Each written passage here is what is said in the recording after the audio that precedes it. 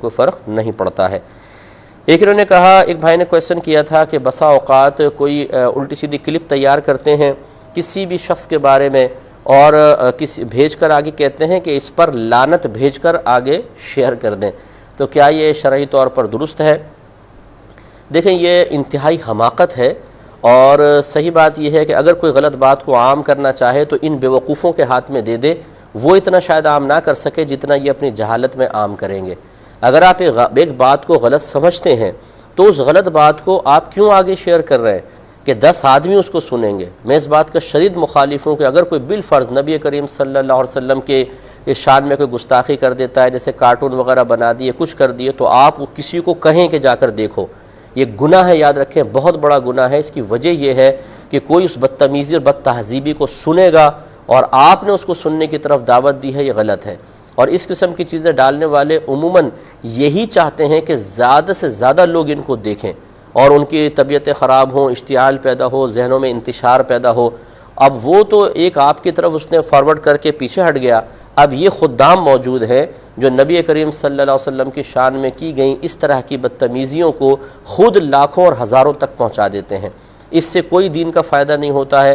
ہونا یہ چاہیے، میں یہ نہیں کہتا ہوں کہ ایسی چیزوں کو آپ بالکل نظر انداز کر دیں، جو قانونی طریقہ ہے، جو دائرہ شریعت میں رہ کر طریقہ ہے، وہ ضرور اختیار کریں، لیکن ان کو عام نہ کریں۔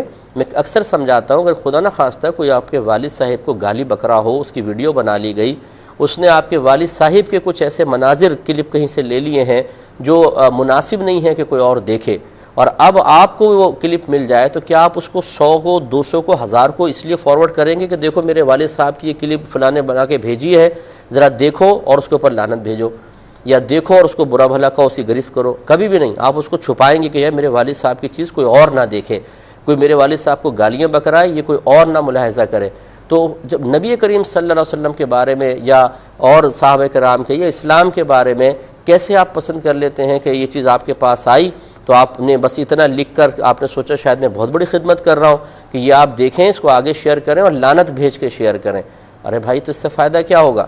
تو ہمارا یہ مشورہ ہے، بہرحال عموماً ہمارے بھائی بہت زیادہ ذہین ہو چکے ہیں، ہم جیسے علماء اگر کوئی مشورہ دیتے ہیں تو ان کی ذہانت ہماری ذہانت سے بہت اوپر ہوتی ہے۔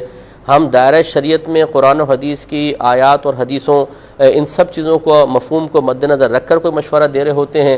یہ اتنے سمجھدار ہوتے ہیں کہ نہ ان کے پاس قرآنی دلیل ہوتی ہے نہ حدیثی، اور دلیل بھی دیتے ہیں تو بوگس ترین، لیکن یہ ہم جیسے لوگوں کو کہتے ہیں کہ یہ غلط کہہ رہے ہیں، ہم صحیح کہہ رہے ہیں۔